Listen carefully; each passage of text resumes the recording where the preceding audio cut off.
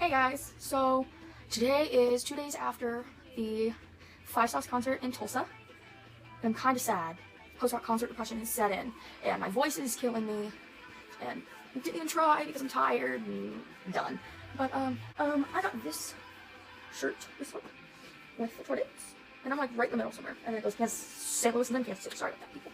But so what happened when we got there was I bought soundcheck and pit, and it was interesting arrangements. We ended up getting there around 5 o'clock in the morning. For my last video, I think we were leaving the hotel. It was right across the street at 5:15, so we got there around 5:20. There was already 4 people there for pit, and we had to be in the soundcheck line because we had to go in first. And so we were number 1 and 2. You can kind of still see 2 on my hand. And we waited in line all day until about 1 o'clock when they let us in. And when we went in, it was way better organized than I thought it was going to be, actually. Like, we went in, and there was just 1 metal detector, so we went through, no, there was 2. There was 2 metal detectors. And so we went in, and then they brought the other side up, but we went in for them, and we got checked in first. I urge you, do not bring as little of things as you possibly can, because they will take forever if you bring too many things. For my last vlog, that you could, like, tell that Slfl did their personal sound check around 2 o'clock, 2:30, somewhere around there, and it excited the crowd a lot. Like, they played Closest Strangers, which really surprised me. Like, they started playing Closest Strangers, and I died a little bit, and so did everybody else. I was like, they never play this song. They never play this song. See, my voice. I'm like, they never play this song. And I kind of freaked out a little bit.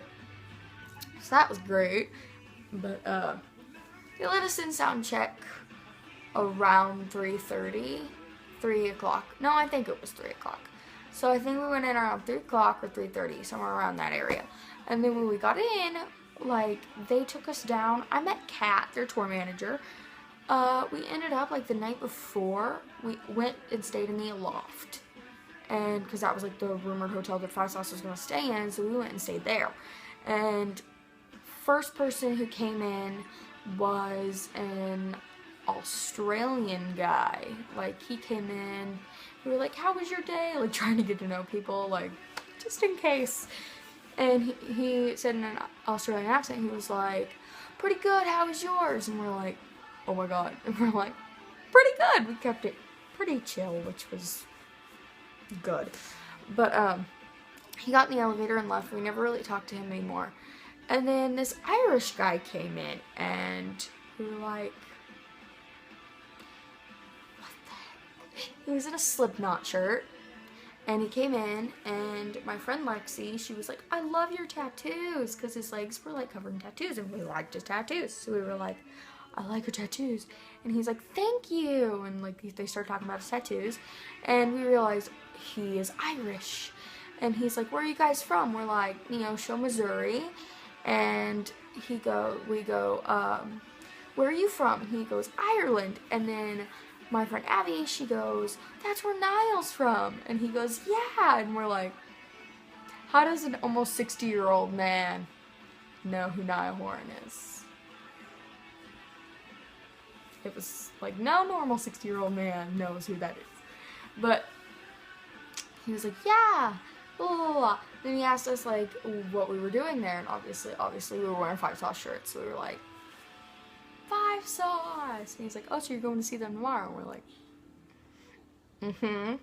And he's like, so where are you guys sitting? And we were like, we're sitting in the pit, and we're on Michael's side. He's like, oh, so the left side then. And we're like, you know something. And yeah. So we kept talking to him, and he's like, who are your favorites? And I was like, Michael! And Abby was like, I like Luke. And then Lexi, she loves Callum. So she's like, Callum, duh. And he's like, oh, really? And then we're like, yeah. And then next thing you know, this guy in a 1OK Rock shirt, that's like older too, he comes in and he pushes him to the elevator. And then the Irish guy, he was like, see you later then. And we're like, oh my god, he just said he'd see me later. Like, holy crap. And so he got in the elevator and he left. And we figured out later on that his name is Derek, and he is their sound guy. He goes out and he fixes their drums and tunes their guitars and does all that stuff. And Callum was talking to Luke, and they're like, who's your best friend? And Callum's like, Derek. And Derek was in the back, and he's like, yeah! We're like, oh my god, I know that guy! Like, oh my god! Like, he didn't want to talk. So that was great. But, Five's House was supposed to stay in the penthouse. And so, like, all the crew started coming. And then 2 photographers showed up. And they were from Australia. We're like, hi. And they're like, hello. And we're like, where are you from? And they're like, far away. And then the other one said Australia. And we're like, we know. We know that already.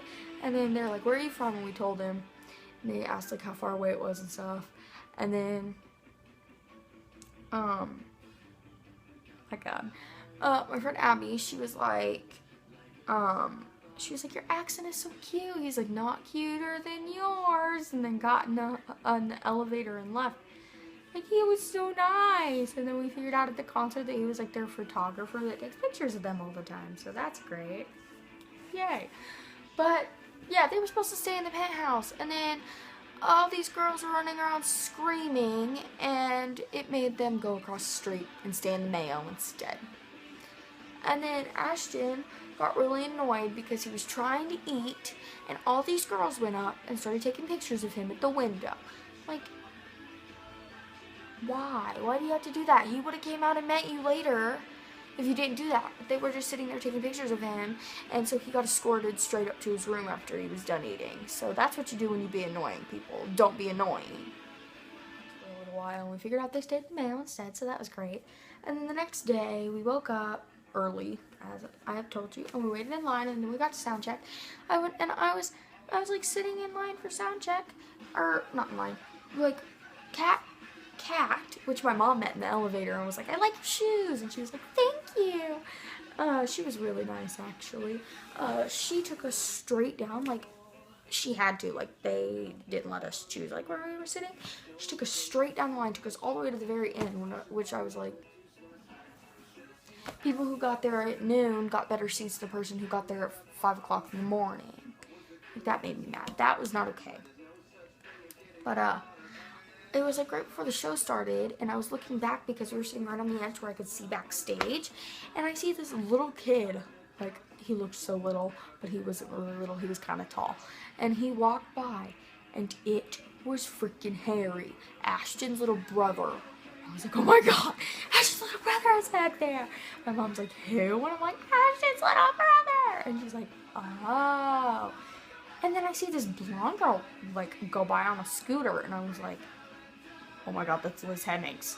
And she went by on the scooter, and then she got stuck on the curtain, and she looked out in, like, panic. She's like, oh my god, they've seen me. And then she started laughing. When I saw her, I started laughing, and she started laughing.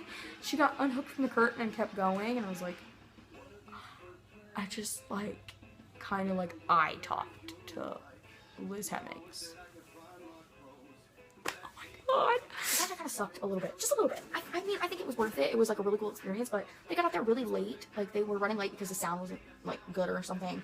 And so they came out and they answered, like, 7 questions and played 2 songs, and then they left. And we had, like, these neon shirts on, so obviously they're going to be able to see us. And so, like, I kept making eye contact with them, and I was kind of like, ah.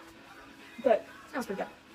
We went out, and we waited until the concert started, and let me tell you, trying to get to the pit was war. I mean, we got there first, but it was still war. There was curse words flying, and there was screaming, and it was kind of entertaining, actually. When we got there, we all kind of, like, chain linked, and we were right there in the corner, so it was Lakin. Like, the corner went like this, and so I was right here in the corner, then Lakin was next to me, my mom was on this side of me, and then Abby was behind me, and Lexi was, like, next to her.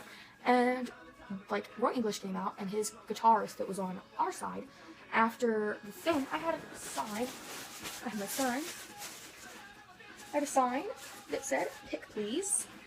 And so, as him being a nice person, there's my sign.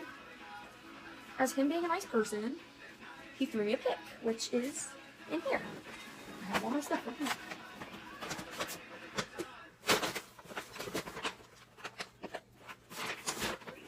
So, this was his guitarist's pick. It was pretty cool. He threw it at me, and he hit me in the face. but I still got it because I made a deal with the security guard that if they threw me a pick, then he'd have to hand it to me. And so he gave it to me, and it was pretty cool. And then Hey Violet came out, and Hey Violet, which they're on my TV, yay! But Hey Violet came out, and I held up the same sign through the whole entire thing. And then Casey came over when they were done and threw me his pick. He was using the entire time, so it's like kind of dirty. And then right here, you can see that it's kind of like roughed up a little bit. And I died. Like, he looked at me and he goes, and then smiles and then walks back. And then they were done and they came back and he threw it at me. And then like it landed in front of me again, so the security guard gave it to me again. So that was great. But Mia, like, she would spit and it would hit the drum. Like one time it hit like the drum. And she hit the drum and it sprayed everywhere, but all over me. And then my phone screen was like soaked with Mia's spit. I didn't know whether to be disgusted or excited, but I was majorly excited. Just, oh my god, 5 Stars came out, and they performed, and I kept, like, every 30 seconds, I would look over at Luke, and he would already be looking at me. Like, I would look at Luke, and, like, we'd make eye contact for a solid 30 seconds, and it was amazing. Like, oh my god. And I held up the pick please sign, like, again, and he walked over at the very end. It was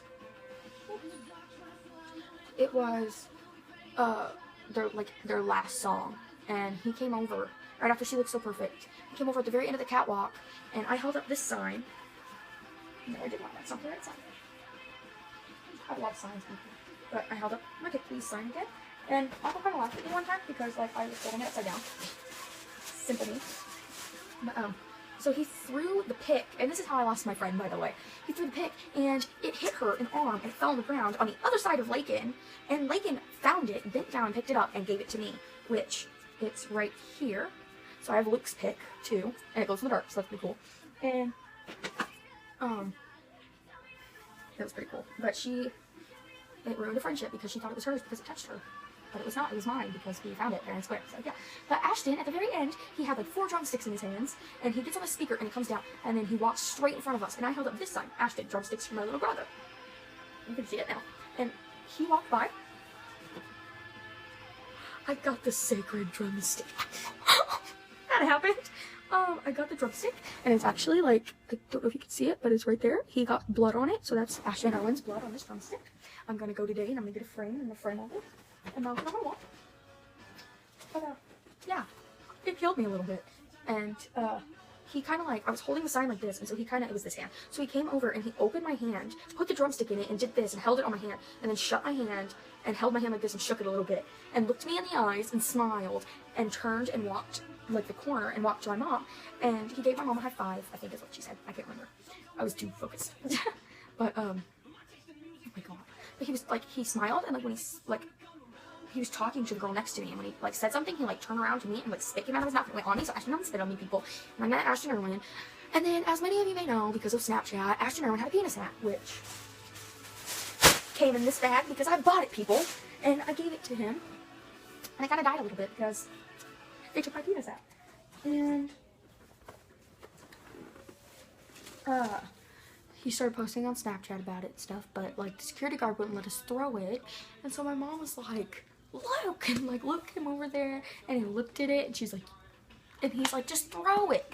And so she was like, and the security guard was like, no, and we're like, and we threw it, and Luke picked it up off the floor, and he looked at us, and he looked at me, and then he looked at my mom, and then he looked back at me, and he's like, that's so funny. And then he turns around and walks away, and next thing you know, Ashton's messing around with it on Snapchat. It's got my phone number and my Twitter on it, so I'm very excited. Maybe something will happen sometime soon. Hopefully. But yeah, that was my concert experience, and I hope